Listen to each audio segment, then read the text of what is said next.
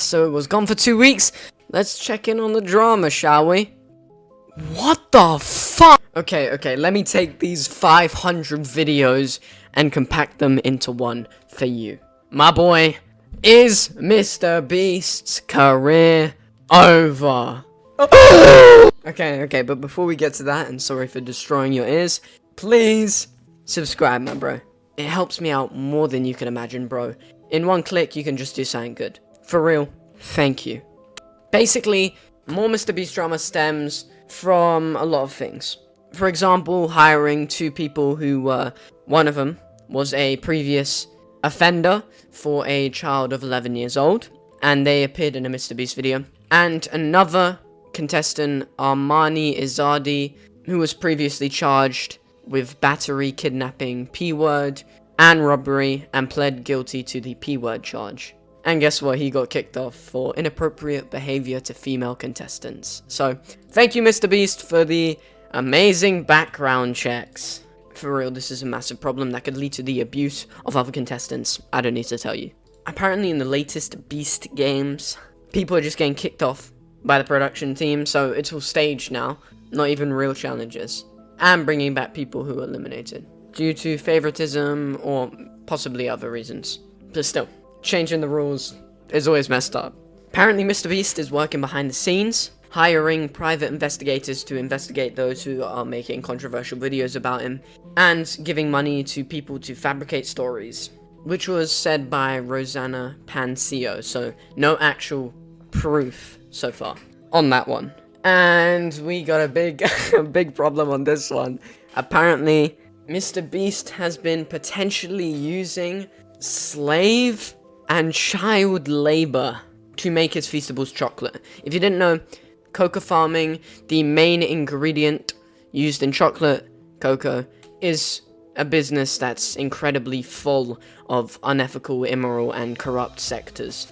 There have been cases where cocoa farmers that cannot meet the quotas or deadlines will have their family slaughtered right in front of them, just for not meeting a quota. They're also heavily underpaid, heavily extorted, and this is why chocolate companies include little stickers that say slavery free, to show that the company doesn't use these incredibly immoral practices. And here's the problem, because in Feastables' website on the launch of January 2022, the FAQ list in the website, so frequently asked questions, had 2 proud statements saying that the chocolate is child labor free and that the chocolate is slave labor free. And in April 23, they added a link on the website that said we're slave free, that led to a dedicated page basically showing off their high ethical standards, talking about how they were free of slave labor and child labor.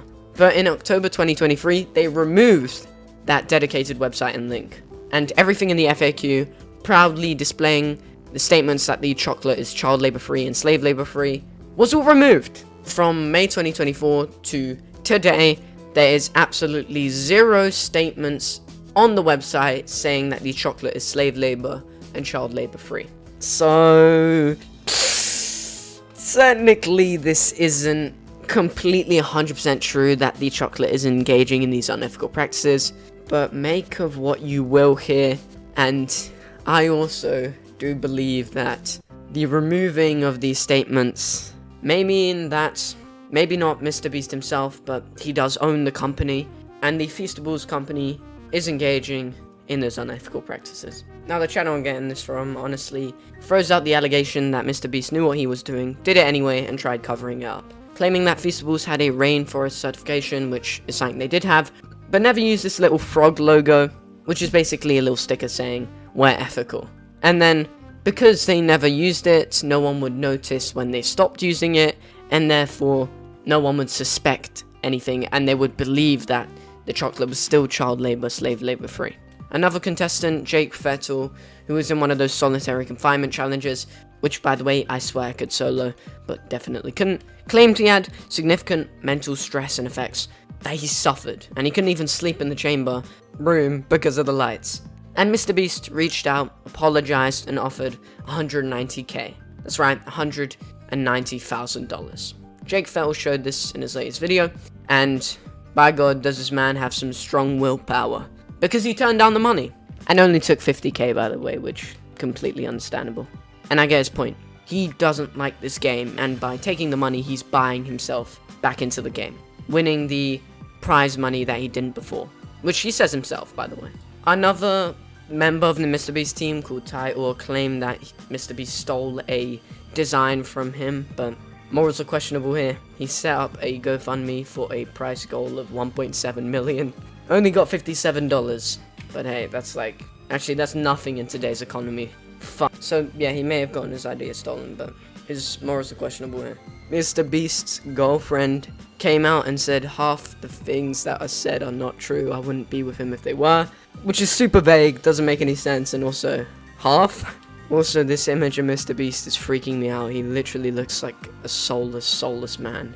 It's in the eyes, bro. His ex-girlfriend spoke up, basically just said, we need to protect women from people like that, which again is just super vague and doesn't mean anything, bro.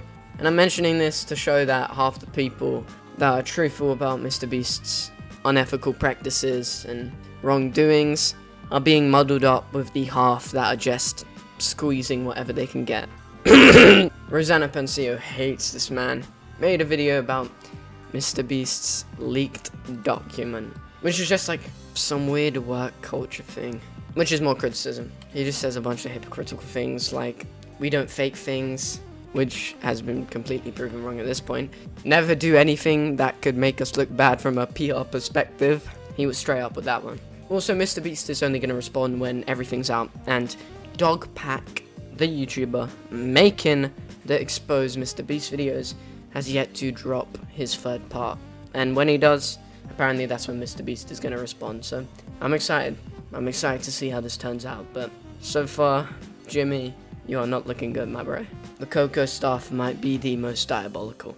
But to be fair, MrBeast has probably donated and done more for charity than me and many criticizing him, but who knows, when the intention is to cover up your bad morals with displays of virtue, you end up discrediting every single thing you've done in your career, even if it's been done for the good. But yeah, that's pretty much it for today's drama. Thank you for watching. I really do appreciate it. Drop a comment, drop a like if you're still here. Again, you are a real one, my bro. Don't forget that. Thank you for helping a boy out, trying to get his dreams. And I'll see you all. Have a good rest of your night. And wherever you are, good morning, good afternoon, good evening. See you later.